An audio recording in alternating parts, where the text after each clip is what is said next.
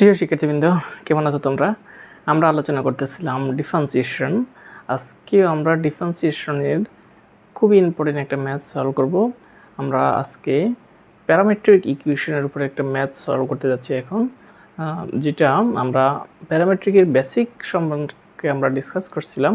আজকে আমরা প্যারামেট্রিক ইকুয়েশনের একটা ম্যাথ সলভ করতে যাব। তো প্রিয় শিক্ষার্থীবৃন্দ, শুরু করা যায়। দেখো প্রিয় শিক্ষার্থীবৃন্দ, আজকে আমরা এই ম্যাথসটা সলভ করতে যাচ্ছি। এটা অনেক ছোট্ট একটা বাট অনেক ইম্পর্টেন্ট একটা ম্যাথস। এটা ln xy = x + y।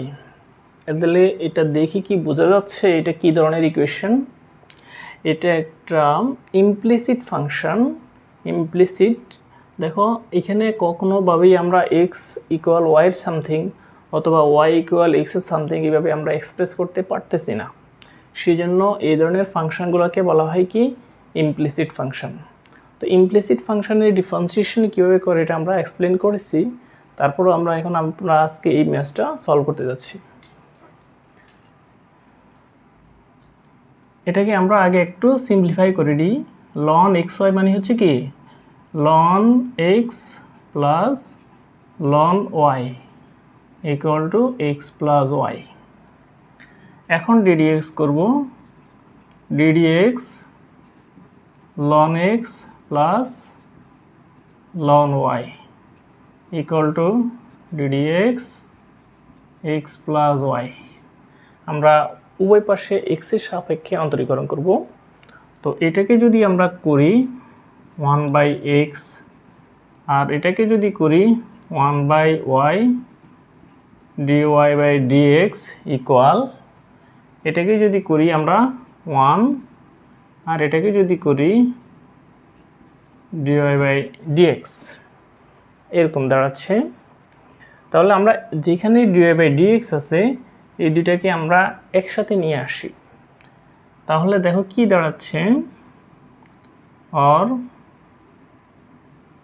1/y minus 1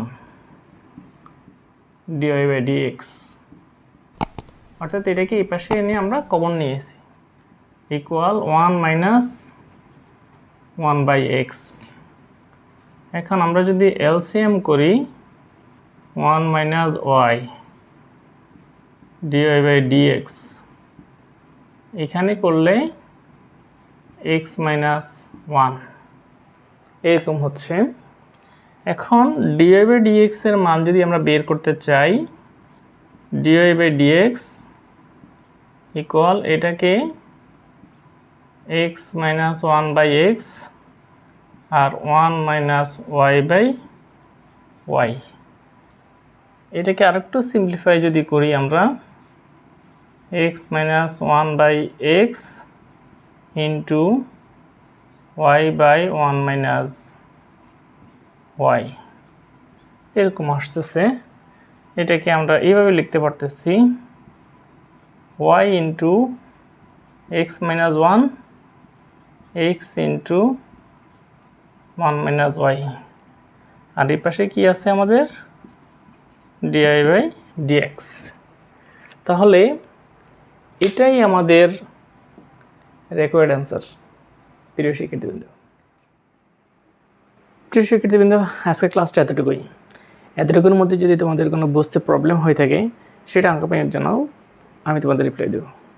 তো প্রিয় শিক্ষার্থীবৃন্দ, আমার ভিডিওগুলো দ্রুত পাওয়ার জন্য তোমরা আমার চ্যানেলটাকে সাবস্ক্রাইব করে নেবে এবং বন্ধুদের মাধ্যমে শেয়ার করবে, যাতে সবাই এই সুফল ভোগ করতে পারে। প্রিয় শিক্ষার্থীবৃন্দ, ধন্যবাদ সবাইকে।